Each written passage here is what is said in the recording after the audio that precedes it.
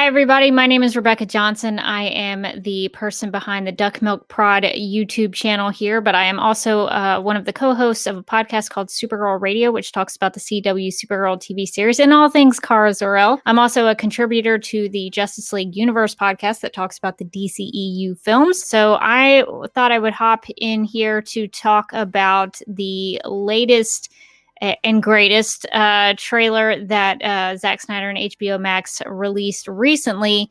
It's mostly a different rendition of the first trailer they released for DC Fandom. It has a few new shots in it, and Zack Snyder also released it in black and white. So that's one of the things that I really wanted to talk about. In terms of the black and white, I saw a lot of people when it first was posted, when Zack first posted, oh, it's in black and white, it's black and white, it's black and white. And I have somewhat of an issue with that. It's probably just a personal thing.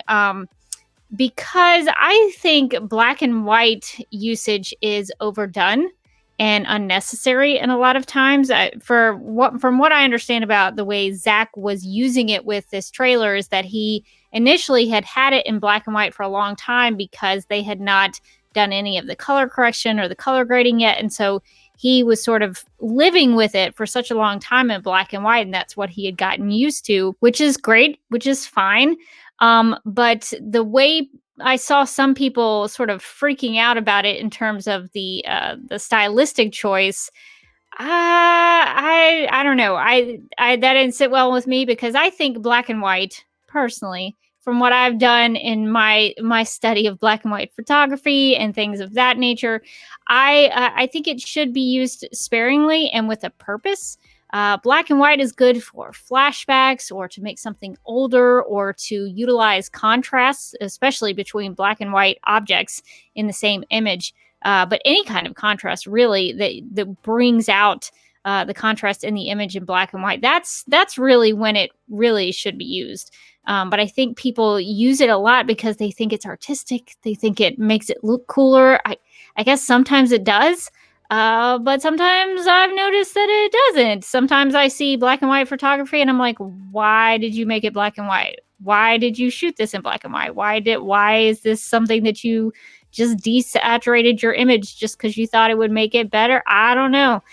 So I think that there's got to be a stylistic choice and a reasoning behind using black and white. So when he released the black and white trailer, I knew it was because he had been living with it that way, and that's the way he had seen it. So I think he just wanted the rest of us, the fans, to see it the way he had been seeing it, which is fine. I think that's actually really interesting because he did release some of those screenshots back on Vero before the Snyder Cut was announced that were black and white, and so we do get to see that full effect. So to me, that's kind of the only interesting part of it.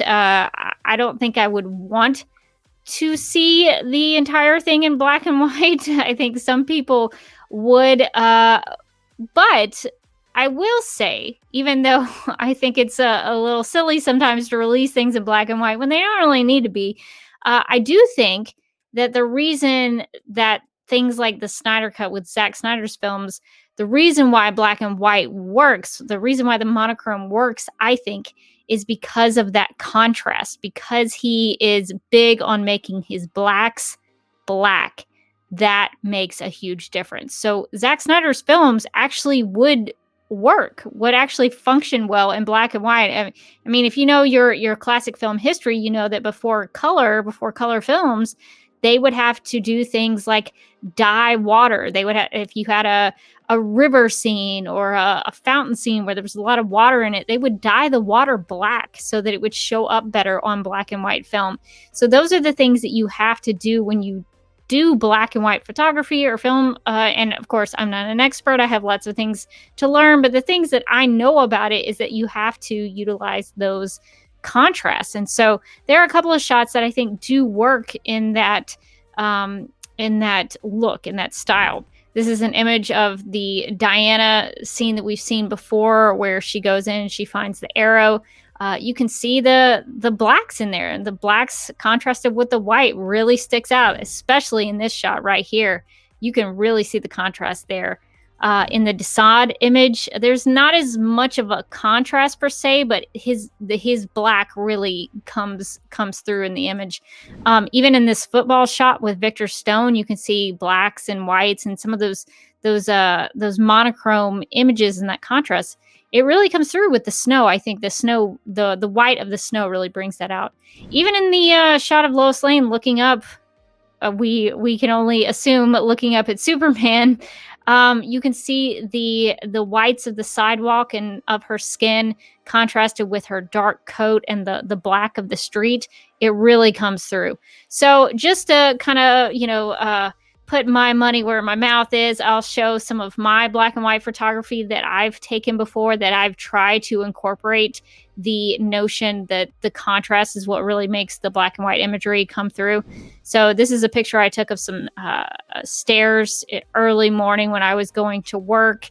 There was this staircase I thought was really pretty with the lights coming through. And when I was going to work, it was one of my early shifts that I had to do where I had to be at work at 6 a.m. So it was still really dark outside. And so that's the kind of contrast that I'm looking for when I want to shoot black and white. That's what I'm looking for.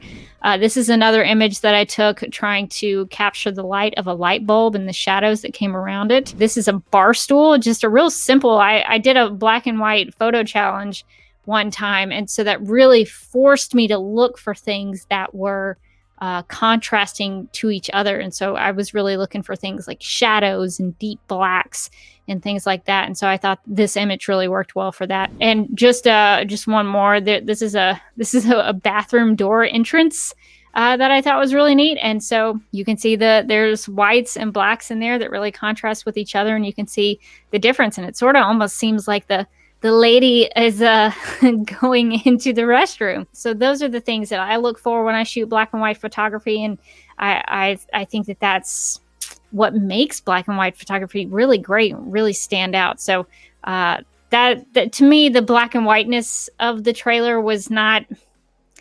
that great. I wasn't as impressed with the black and white stuff, just because why would you do it? I mean, unless you just wanted to see it look cool. So that I was kind of like, okay, guys, don't ever hype the black and white stuff here.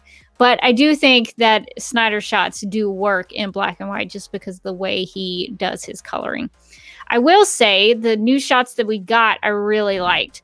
So just for example, this dark side shot with I guess those are priestesses, apocalyptic priestesses.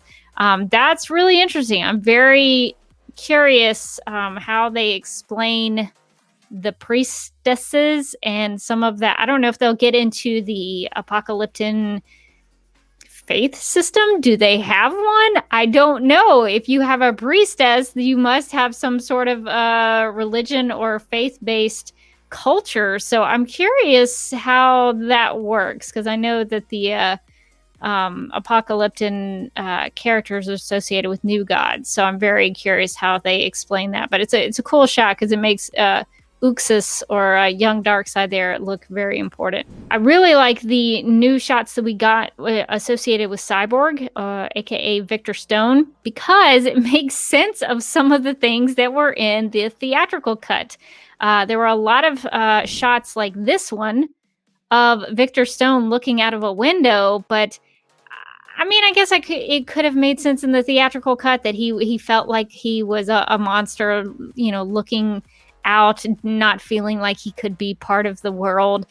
But adding a shot like this, where he's actually watching some people play football in the street, reminiscing about his past and his former glory days, and wanting to be like them, that is so much deeper. That's such a deeper character element that would make his story so much richer by putting just that in there. It's amazing how just one shot can make a difference in somebody's character arc. I also got really giddy about this shot of the hologram Superman.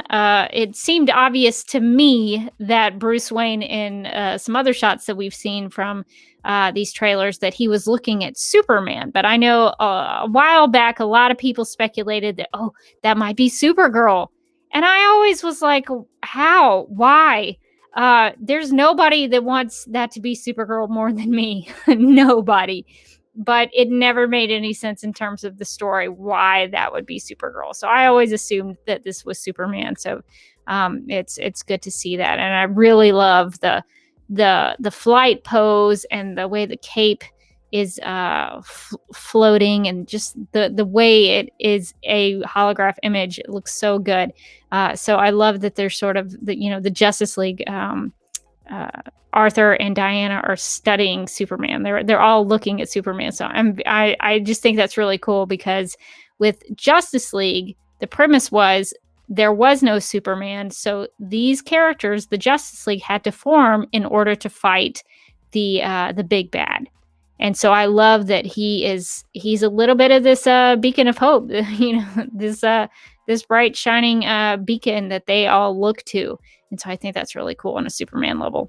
It also looks like we got some new stuff of parademons attacking the Batmobile, which we saw in the theatrical cut of Justice League, but this seems to I don't know, it looks like they came right for the Batmobile. So I just think that's really awesome that we're getting to see a real threat from them. It's not like a hokey comedic thing like at the beginning of the theatrical cut of Justice League. The parademons can be a real threat and a real nuisance for the Justice League. So I'm very curious to see how Zack Snyder utilized the parademons, and how the Justice League members, I had to make this pun, come together in order to fight them. It also looks like we got a new shot of Hippolyta, which is very cool. I think he switched this. He switched another shot of a Hippolyta coming through some doors, and he put this one in here. So I'm looking forward to seeing more Hippolyta action, because the Amazons are awesome. And so I'm looking forward to that. So I just wanted to hop in a video and try to share some of my thoughts about this new /old trailer. They had to take the original trailer down because of music license situation with Hallelujah. You would have thought that they would have gotten that sealed up and confirmed before they released that big trailer, but I guess sometimes things fall through. I'm glad they put it back up, and I think it's really smart that not only did they upload a new version because they had to, but they took the time to put some new shots in and give it a little bit of a different feel. So I think that's a really smart decision to make. If they had to re-upload it, put some different elements in there, put some different shots in there to make it feel a little new and different. And so I appreciate the nod to the fans in that way, that we would have probably still just watched it because we liked the trailer, but they gave us a little something extra in the meantime. So yeah, so black and white thoughts. Not crazy about using black and white when unnecessary, but I guess it was an interesting take to see what Zack had been looking at this whole time.